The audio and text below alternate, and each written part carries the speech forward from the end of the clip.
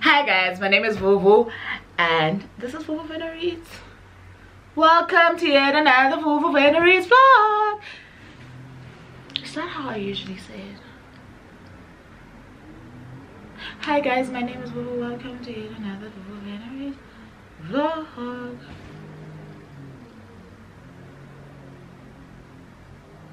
Welcome guys. I really don't know, my mind is not, it's not remembering.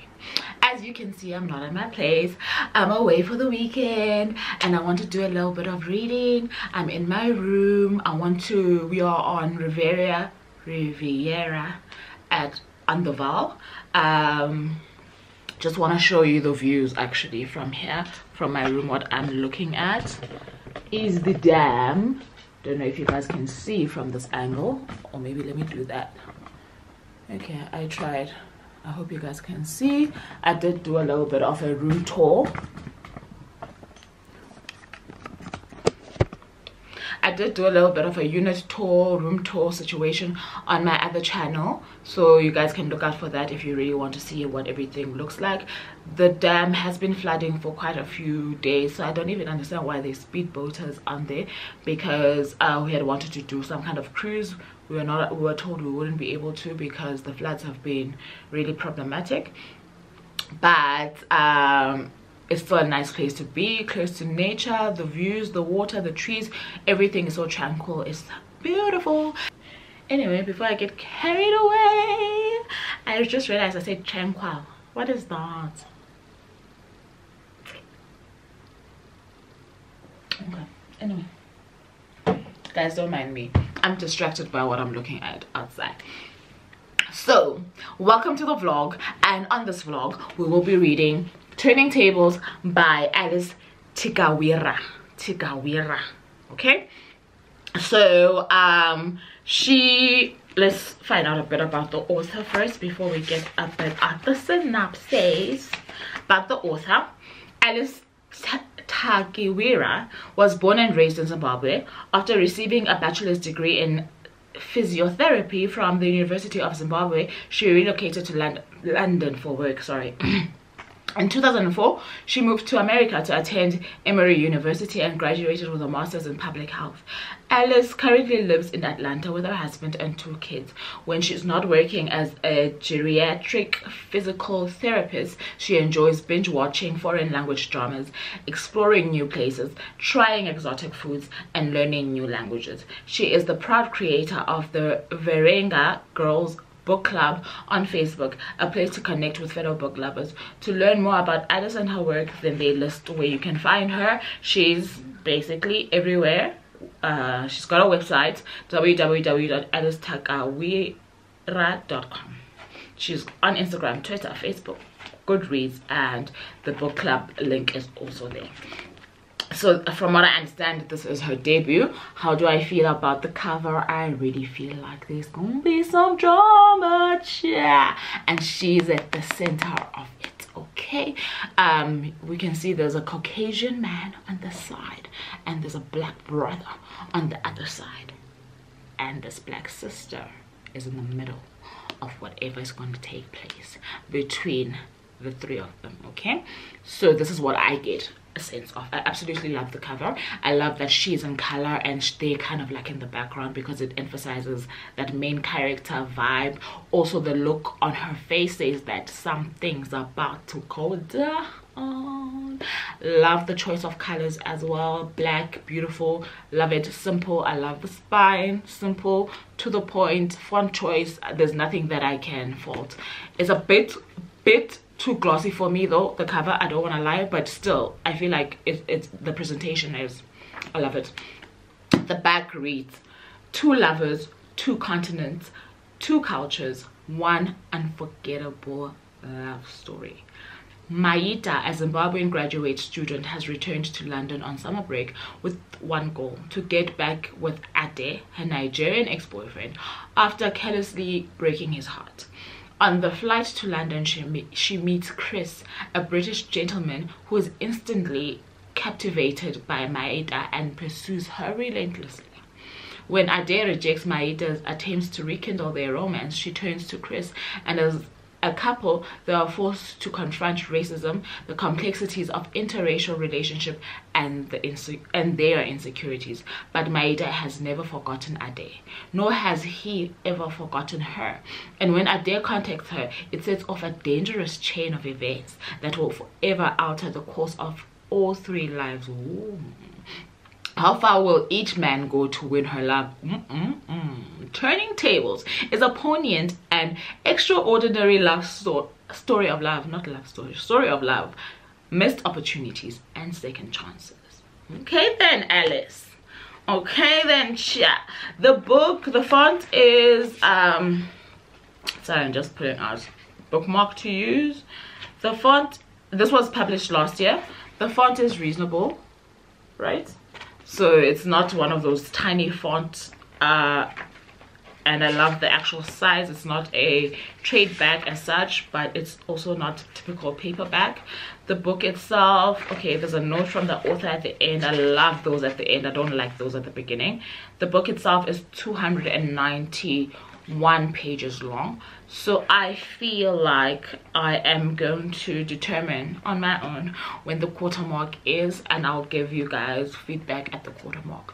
So let's get to reading, and if I get there in time before I have to go somewhere else, I am here with my sister and her friend, but they're in a different unit. So should I have anything to say, you know how these go, I will tell you before the quarter-way mark.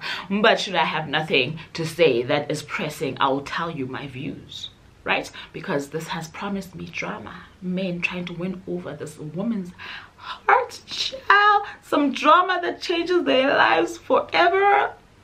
I'm here for it. Thank you. It's exactly what I need. It is exactly what I ordered.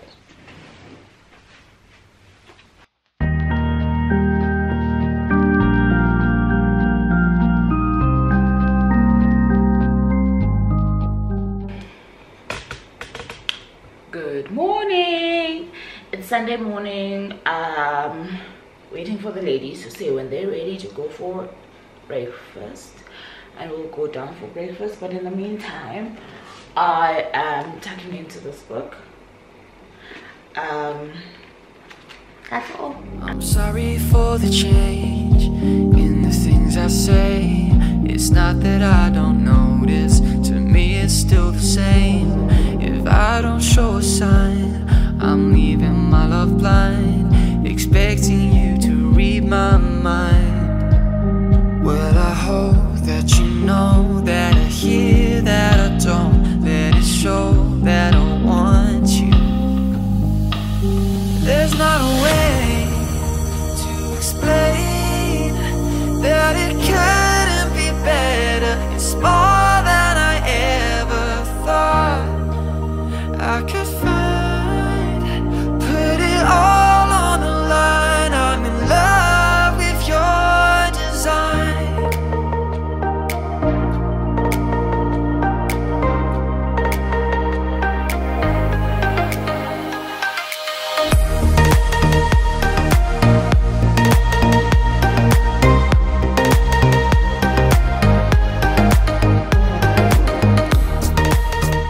You guys, by the way, I don't even know if I tied it properly, but anyway, here we are.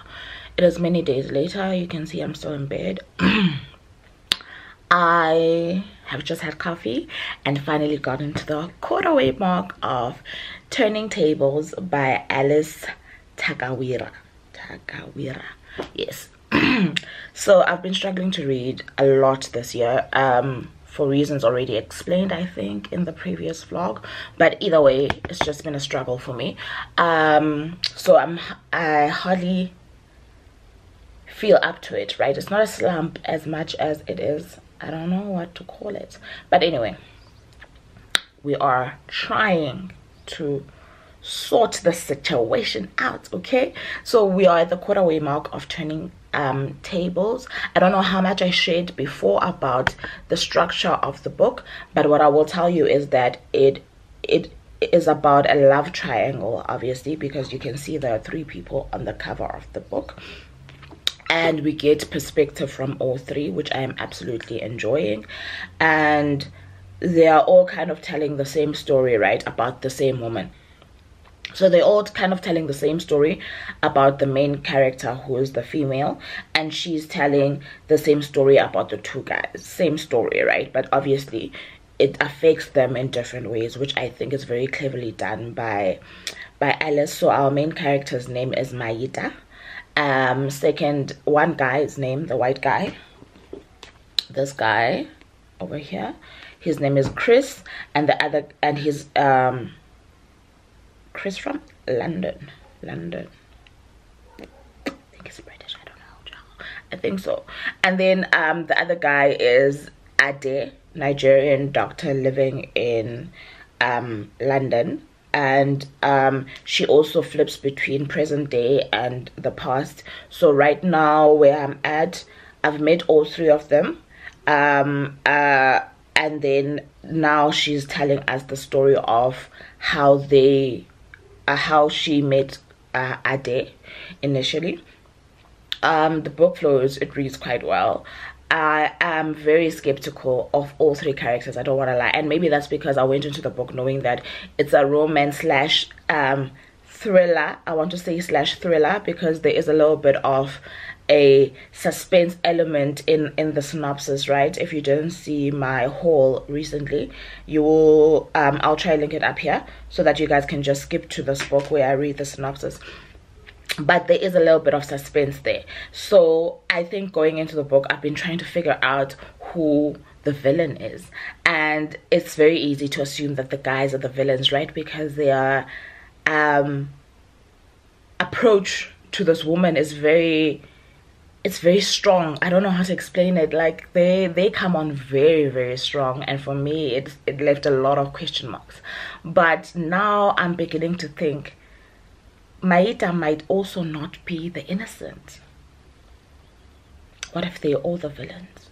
What if the villain is Maita's friend? Because there's this friend that she talks to all the time about everything. Anyway, curiouser and curiouser. So I'm at the quarter-way mark, and I'm quite happy with the flow of the book. I'm not happy with my pace, but otherwise I got no complaints. And I'm gonna begin picking up the camera even more now that I am trying to get out of this slump. It is divided into parts, by the way. I think I just started part 2, if I'm not mistaken. That's where the quarter-way mark is. Yes. So I'm gonna keep going in quarters, or I might go in parts, because it makes sense, I think, because part 1 was present day, part 2 seems to be when she met Ade. I don't know what part 3 is gonna be about, obviously, but maybe I'll go in parts since I now know that it is divided in parts. If you hear me at all, okay, it's quite early in the morning. Yeah, but you got my drift. Let's get back into it. So I am coming to you with a halfway mark update of Turning Pages by Alice Takawira. I decided not to do it in the parts that she's divided the book into, but rather to just do it the way that I usually do it, which is dividing the book into 4 parts depending on the length of the book. So I am halfway through the book. The halfway mark is 147 pages long. I am on page 151 at the moment because that was the end of the chapter. So far I'm gonna put the book down because this vlog is about the book, so we all know what we're talking about. So far we have had perspective from our main 3 characters that form part of this love triangle, which is Maita, who's the main female character, then there's Chris, who is the new love interest, and then there's Ade, who is the old love interest. Chris is Caucasian, Ade is Nigerian, and Maita is Zimbabwean. All of these people have a common location, which is England, right? Their lives are basically centered around England, but it so happens that Chris and Maita moved to America to pursue their careers further, their studies, etc., right? And that's how they meet, and they happen to be in the same state, etc., etc., while Ade is still based in England. Okay, this makes sense so far. So like I said before, this does give a bit of a thriller slash suspense kind of romance that is brewing, and it is so far a situation of missed opportunities. When I like you, you like somebody else. When you like me back, I'm already with somebody else that I like. And also it also brings in the realities of I won't even say modern day dating, try to have things work out with somebody else, right?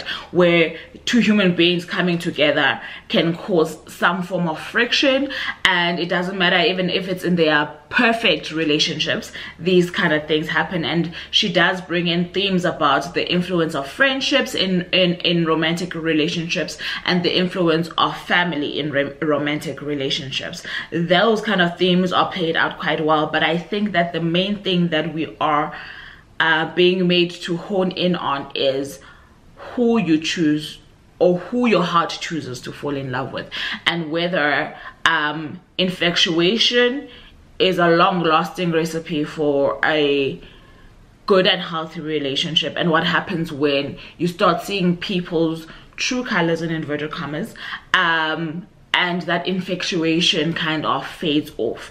I will say so far, I still don't know who the villain is. I feel like the villain might be Ade. My other sentiment is that it really is a slow burn.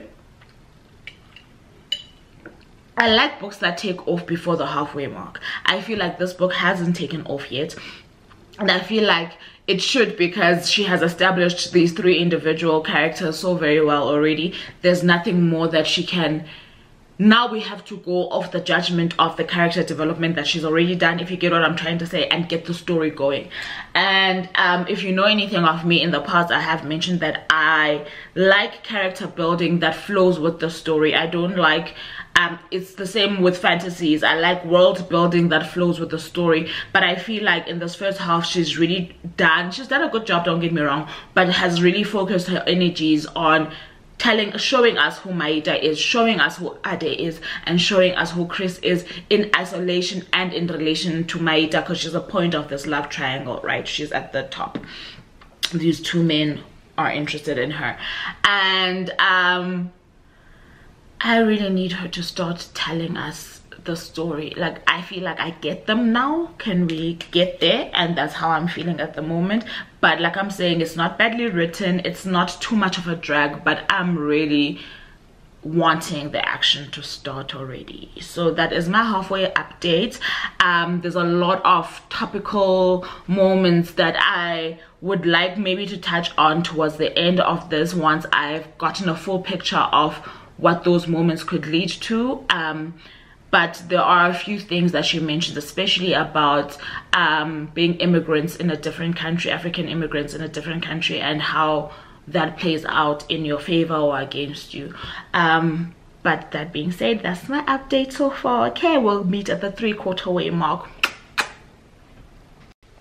Hey guys, so it's time for another update. As you can see, I don't even know if you can see, but we're sprinting.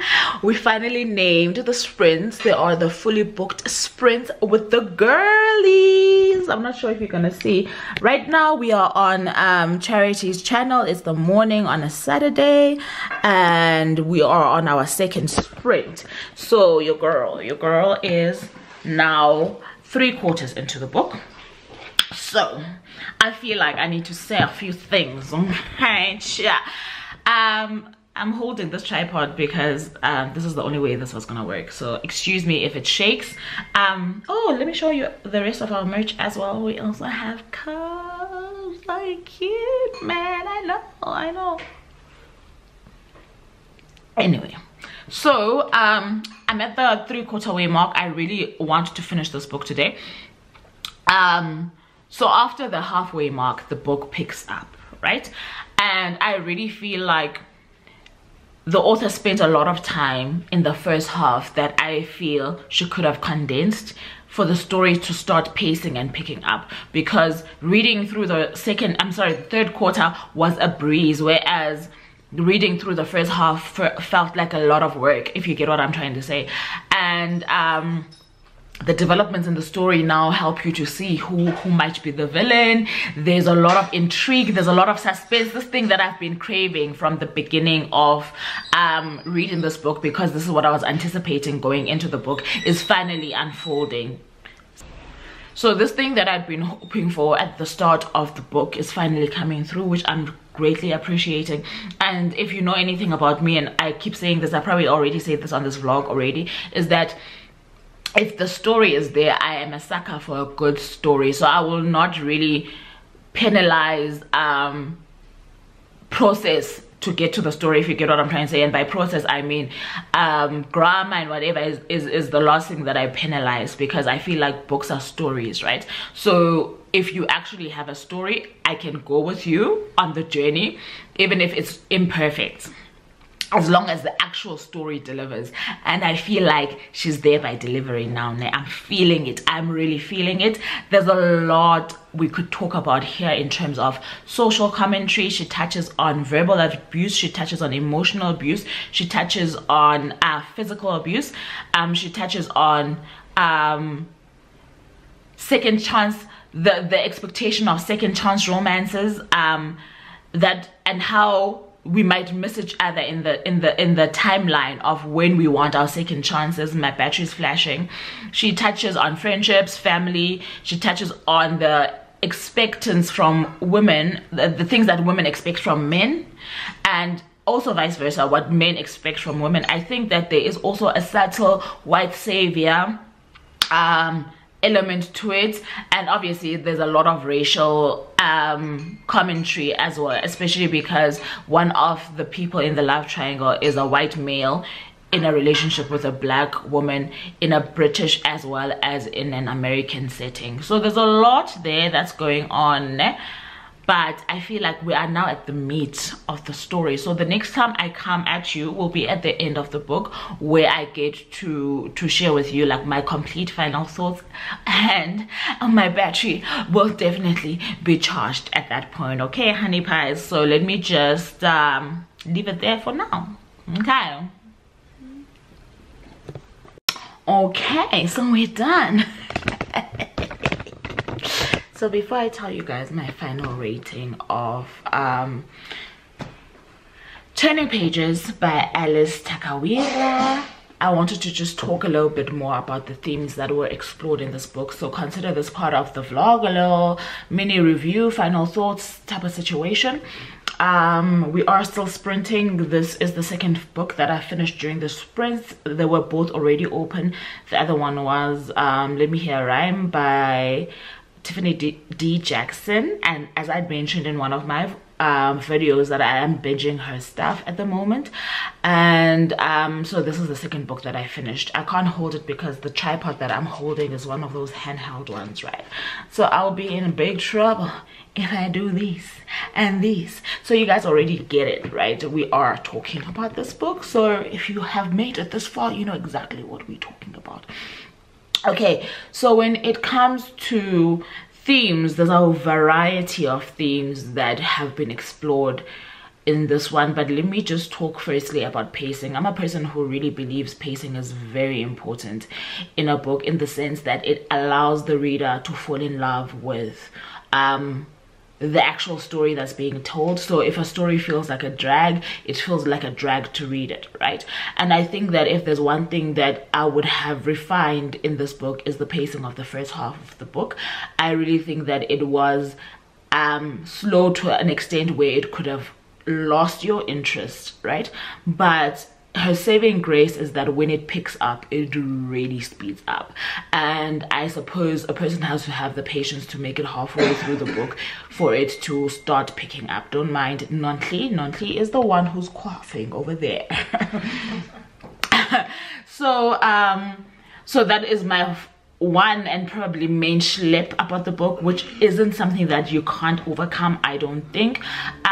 So she does tackle a lot of real issues in this book, right? And a lot of them is the book is surrounded or engulfed in the possibility of a second chance romance. I think the subtitle to the book is "You don't know what you've got until it's gone," or something to that effect. That when one ex-lover wants the other one back, the other one is unavailable, and when it happens vice versa, the one that wanted them before is also unavailable. So I think she does a very good job with that kind of theme, and especially with the new love interests that she puts in each of these former lovers' lives, right? There, that whole theme is played out quite well. She does highlight a lot of people's vices in this one, right? As in human beings, that's what I mean. Her main characters all have vices, and I suppose ultimately for me the other message that was in there was, when you are going to commit to a romantic relationship, you literally choose the vices that you are comfortable living with. And that is a very interesting way in which she brought that message across. Also, I think for me, the whole idea of falling in love with total strangers away from your comfort zone where you are working, whether it's in another country or in another city, is also scary in the way in which she has highlighted it, right? Because you don't know a person, and I don't think you ever truly know a person, and I suppose this is what she was pointing at. And also the fruit of a person's personality is you know how they say that believe a person when they show you who they are. That is another theme that I think she exposed a lot in here. Like, there's a lot of well-crafted ideas and themes that actually end up gelling together, and there's a lot of love, and the love that I picked up here was not even the romantic, the platonic love between friends, between families is really quite pronunciated, and I liked seeing that. We see a lot of desperation, what people would do for the sake of having somebody that they can claim to love, even though maybe the love is toxic. So there's a lot of toxicity in the relationships that we get to have a look into. And also, I suppose part of it was, you really don't know yourself until you know yourself, and some of these people are also shocked by some of the actions that they take part in, and when they have to account, they don't know what came over them, they don't know what brought this about. There's a lot of moments of accountability that need to happen that sometimes do and sometimes don't. I will spoil the part where I want you guys to understand that even though there's a lot going on here, it really is a happy story. Well, it is a story with a happy ending. It is a story with a happy ending. Wow, why is that difficult to say? It's a story with a happy ending. And I think that for me also just leaves you in higher spirits at the end of the actual book, and that makes a whole lot of a difference, I suppose, after the roller coaster that we experience in the book. So my rating of the book, I gave it a 3 stars out of 5. I really do think that it had a potential to be more than that, but I really can't fully forgive the slow start. But yeah, it was a good one. I enjoyed it, and that's my final rating. And if you've made it this far, thank you so very much for hanging with me once again on the Vuvu Vena Reads vlog. And until next time, I really do love you guys for choosing me. Bye now.